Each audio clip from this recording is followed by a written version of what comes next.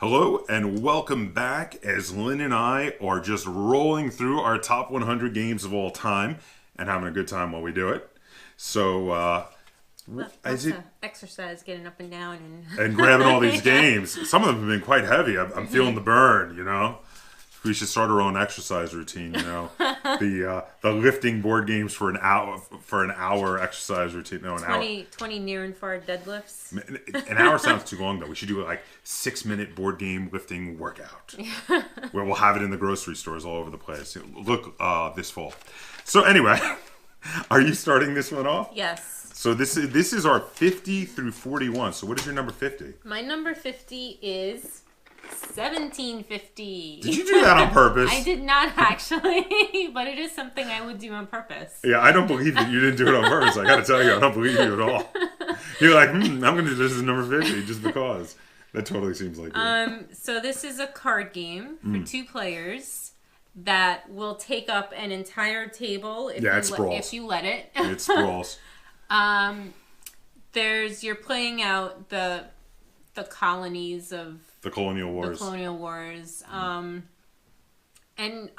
this is another game that I didn't think I would like it, but I did. Yeah, you were like, I kept asking to play it, and you were like, no. I was and then, putting it off for a long time. time. And then once we played it, we played it a lot. Like, we've played this game a whole, and from then on, after you played it the first time, every time I asked, you're like, okay, because it's so good.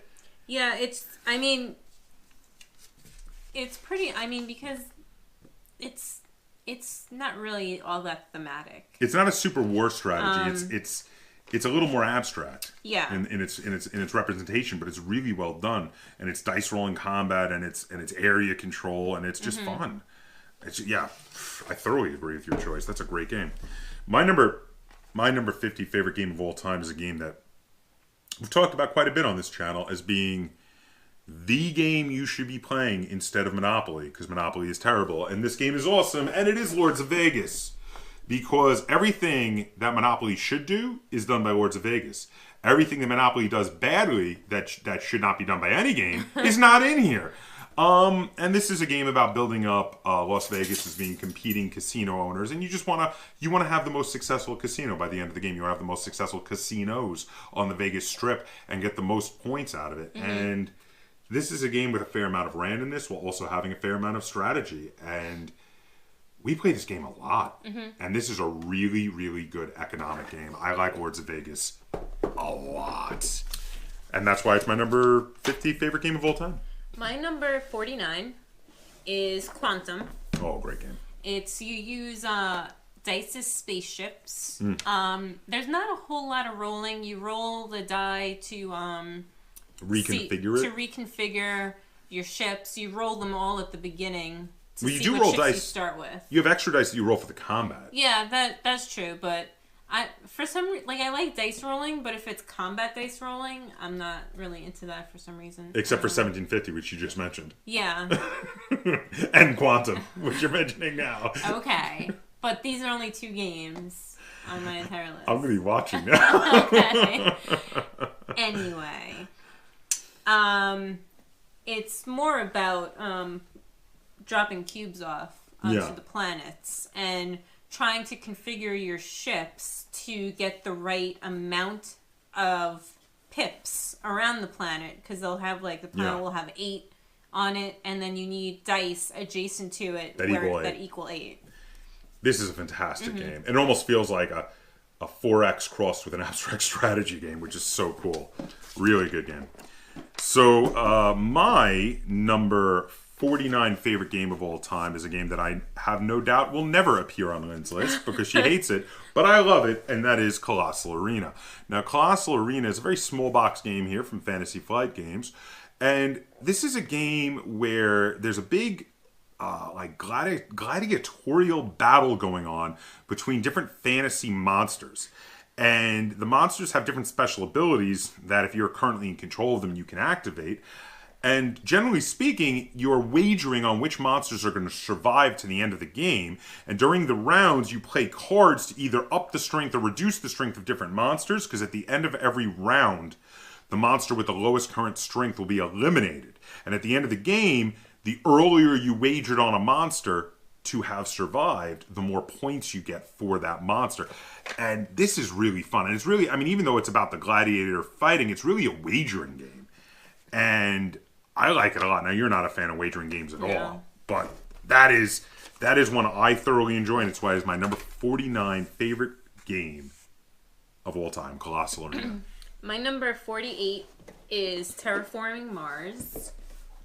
You know, I am like agreeing with every one of your choices. Like this is a great choice. I love this game. Would you say this is engine building? Not really. Yeah, it is engine building. Yeah, definitely. Okay. Your first instinct was correct. I like that there's different like corporations or something is what they call them. Yeah, so asymmetrical. And they give you it's not really asymmetrical powers, it's just what they're better at, right? No, they kind of are asymmetrical powers though, because some of them get bonuses in different areas and stuff. So that will also kind of because you can get points in many different ways. Yes. And depending on what corporation you are, it might affect what you choose to specialize in. Oh yeah. Very much influences your strategy. Yeah, you want to specialize in something that your corporation ability will help you with. And they're not unbalanced, and they're different enough to be interesting. So that is very important.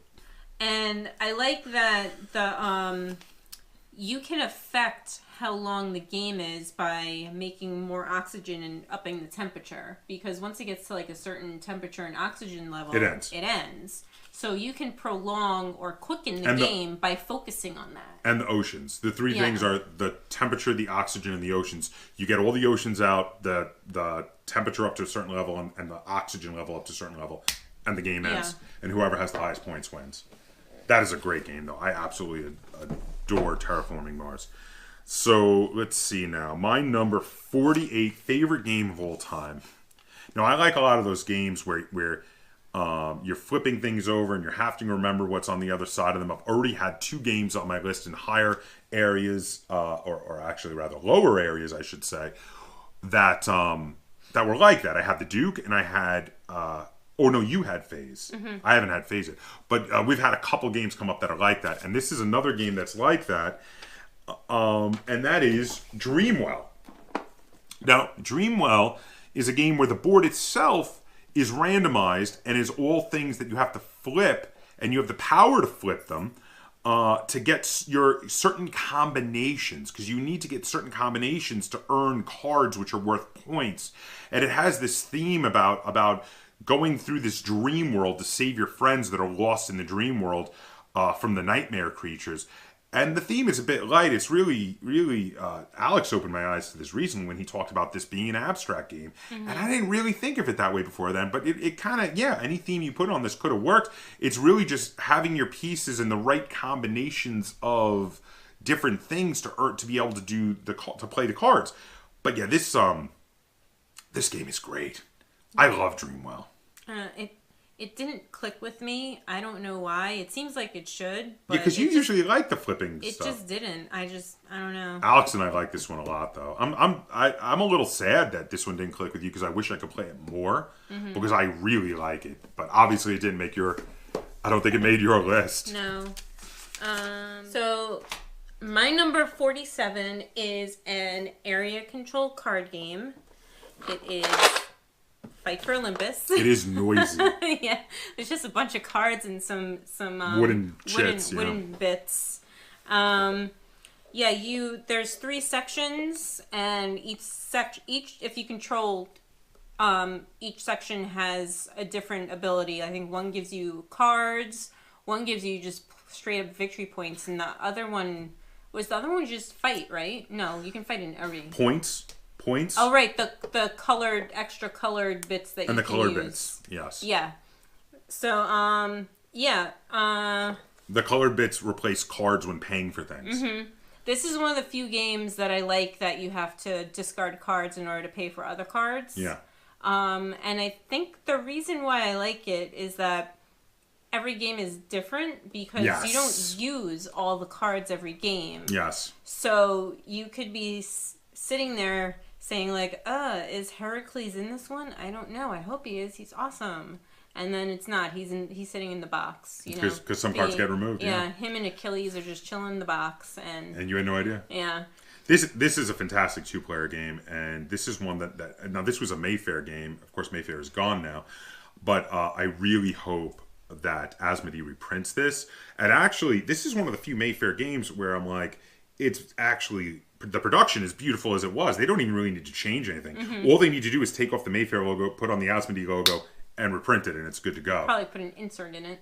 Yeah, they might put an insert in it. But this is a fantastic game. I do really like Fight for Olympus.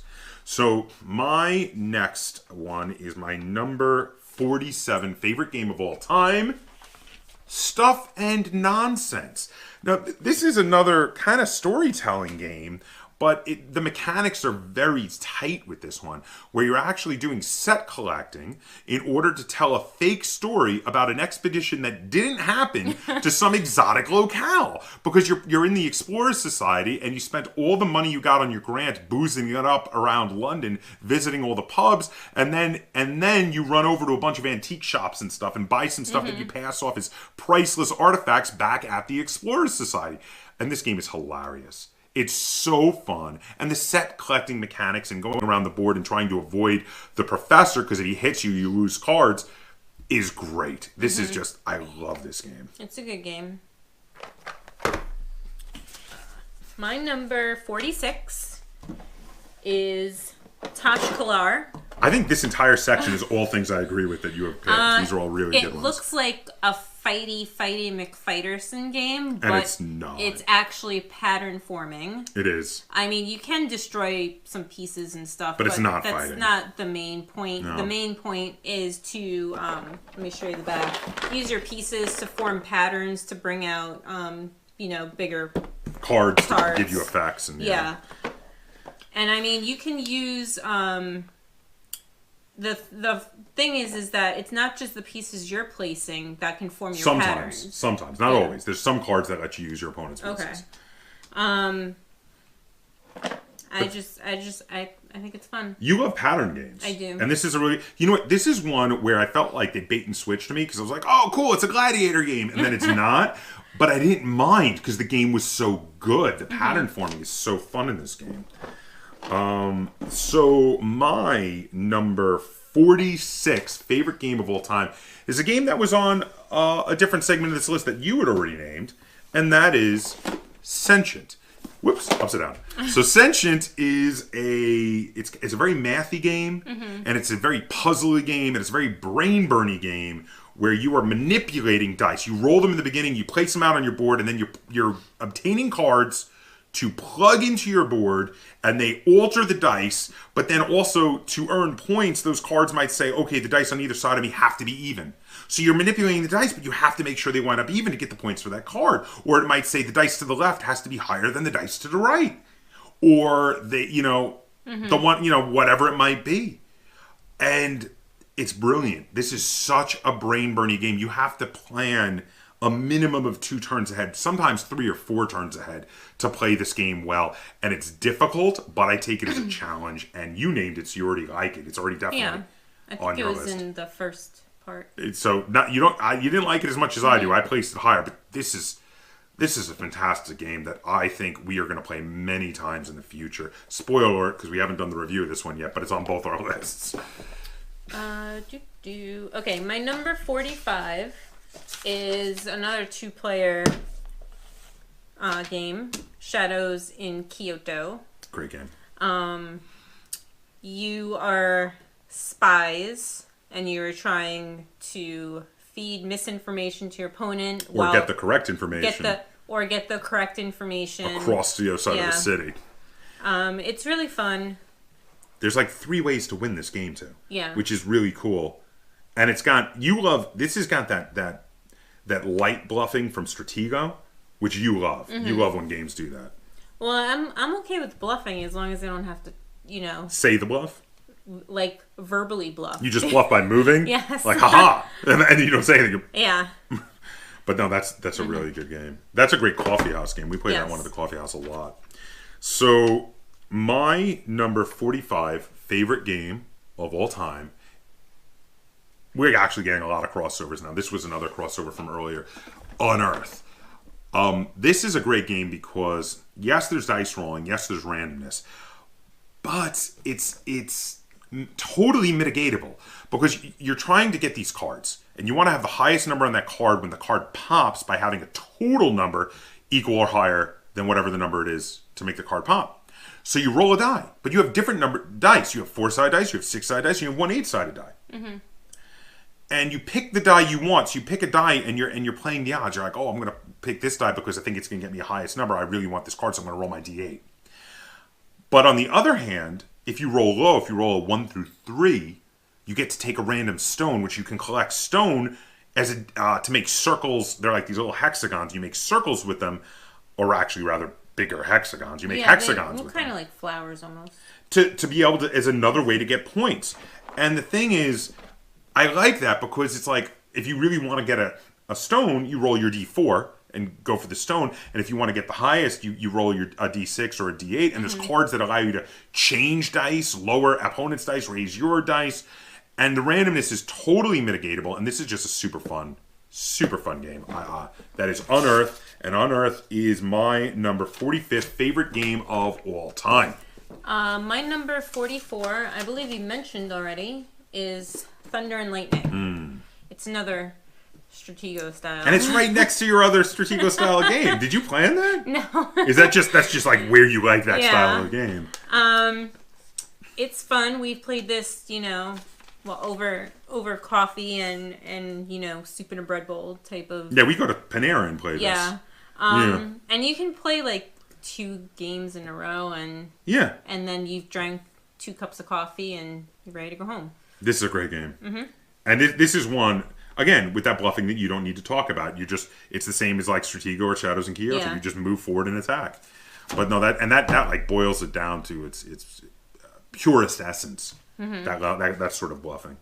So my number 44th favorite game of all time is a worker placement game called Asking for Troubles. Now, I have filmed the review to this. I'm not sure if it's going to be out before this part of the video or not. But spoiler alert, I love this game. I love that instead of, when you play on an area, instead of blocking your opponent can bump you off, which is a benefit because then it's longer till you have to recall your pieces. I love the cards in this. I love that you can expand on the abilities of your own little personal board, which then makes certain spaces better for you than they are for everybody else. Mm-hmm. I just love this game. This is one of the lighter, more intro-level worker placement games that we have in our collection, and it is my favorite intro worker placement game for teaching people about worker placement. And it's also a game that we just play a lot. Because there's nothing hidden. Everything is out there. So if anyone has a question, they can just say, oh, what does that symbol mean? It's not like, oh, let me show you my personal hand of cards that, Right. But this is a great game. And this is a game that is not going anywhere from our collection because of how great it is, for sure. My number 43 is Century Golem Edition. It's got a lot of pretty gems. It is very pretty artwork too. Yeah, and again, it's a really simple game. It's you play a card and you do or get what the card says. And you get cards. You get cards too. You and it's technically hand management, but it almost feels like an engine builder to me because it's like they call it hand building. Yeah, I can see that. But then there's also resource management because of the gems, and then you're swapping gems, you're trading them for other ones. But this is like a super easy game to learn. Yeah, because the rules are 2 pages. All you do on your turn is you play a card or you take a card, or that's it. You know what? Century Golem Edition is a fantastic game with a significantly better theme than its sister game Century Spice Road, which for me is too dry and boring looking, but the artwork and everything in Century Golem Edition made it look better. And the mechanics, because both games are really the same game, the mechanics of those games are just solid. So solid. And that is such a solid choice. Good choice for your top 100. So my number 43 favorite game of all time is a abstract strategy game. I actually quite like a lot of abstracts. Tack. Now, Lynn's not a fan. She's already making faces over there. But this is a fantastic game where you're trying to make a line straight across the board, but you can lay pieces down so that you can help to make that road across the board, or you can lay pieces on their edge to be walls and block your opponent from going across the board. And then while pieces are already in the board, they can jump on top of other pieces and make stacks. And whoever has the piece on top of the stack can move that stack. And when moving that stack, you can move it more than one piece, because you can move it as many spaces in a straight line as there are pieces in the stack, and drop pieces off as you go. You can drop one or multiple pieces off as you go and have a surprise victory of, haha, I have a straight line to the other side of the board. I'm going to go boom, boom, boom, boom. And I made a road. And I find that very rewarding. I really like this game. Now, this one did not click with you, so I have to play this with other people. But yeah, I like Tack a lot. It's a really great game. My number 42 has already been mentioned as well. On a previous segment. Locusts, trying not to make all the pieces make all the noise. It happens. Don't worry about it. It's really fun. Not really. Yeah, what did you Tile placement? Tile placement. I was thinking you called it something else. Well, I always call it like Tetris, the board game. Yeah. Spatial awareness. Yeah, it definitely has a lot of spatial awareness. You need a lot of spatial awareness. So I mean, that's also good for kids who are just. It just helps them to think. Yeah, well, and also, fitting, because your pieces can butt up against other pieces. They just can't. Not your own, though. They just can't on your own. So it's also good for, if kids are at that age where they're trying to fit, the square peg in the square. It teaches them to put the square peg in the square hole rather than the square peg in the round hole. Yeah. Which is very important for teaching people to think critically. And hand-eye coordination. Well, I guess not too much hand-eye coordination, because it kind of just, it's just puzzling. You jostle it around and it falls in. But, I mean, for a little enough. I think it's, ages 5 to adults, so I mean the pieces are big enough where they're not gonna hopefully not put them up their nose at that age. Well, hopefully at 5 they're not eating the pieces anymore anyway, but that's obviously, since it was already on my list, I thoroughly agree with you. That's a great game. So my number 42 favorite game of all time is Fantasy, spelled almost like Yahtzee, to let you know that it's based on Yahtzee. And this is a game where you collect cards to make a party of heroes, roll dice and press your luck with them, because you need to use the dice almost like dice workers to activate the heroes to attack the monsters in the middle of the table. This is a game that I think went a bit under the radar for a lot of people, because we really liked this game a lot, and it still hits the table. It's very interesting. It's very fun. The theme is a little pasted on, but it actually, a lot of the mechanics actually feel like they fit the theme. Mm-hmm.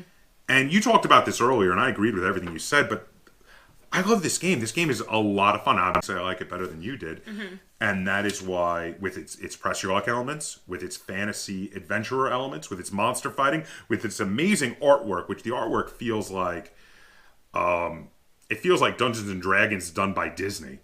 Which is kind of cool. I kind of really dig on the artwork in this. Well, and also, something that I didn't mention before is there's not really factions, but there's, multiple groups of heroes and monsters that are of a similar group. And they have, if you get multiple of them, you can get, combos going. Yes, and there are. And this is a great game. And we both like it. And that is why Fantasy is my number 42 on my 100 games of all time list, because I really like Fantasy.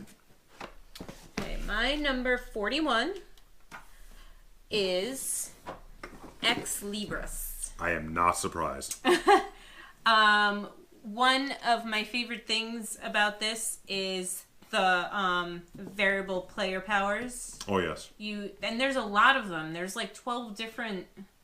Yeah, because it's worker placement. Yeah, it's worker placement. The story is you're a gnome, and a gnome librarian. You're not a librarian yet. You are applying to become the head gnome librarian. Right. So in this game, you're building your library as proof that you can do it as an form of application. But they have different abilities that you can do for the workers. And everybody gets 2 generic workers. Yes. And then there's one asymmetrical player worker, which are all different supernatural creatures, and each one of them has a really cool power that you want to figure out when's the best time during my turn to use it. Yeah, because some of them are good to use early, some of them are good to use late. It really depends, and they're all very different, and they try and make sense with what the character is. Like I love the gelatinous cube is one of my favorites. There's a wizard. There's is there a skeleton? There's a ghost. There's a snowman. There's a snowman.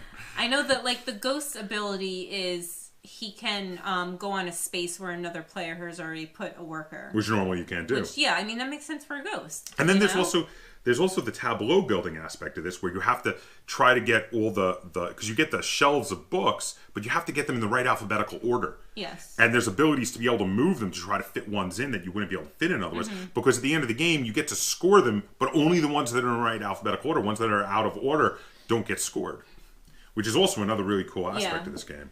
That's a great one.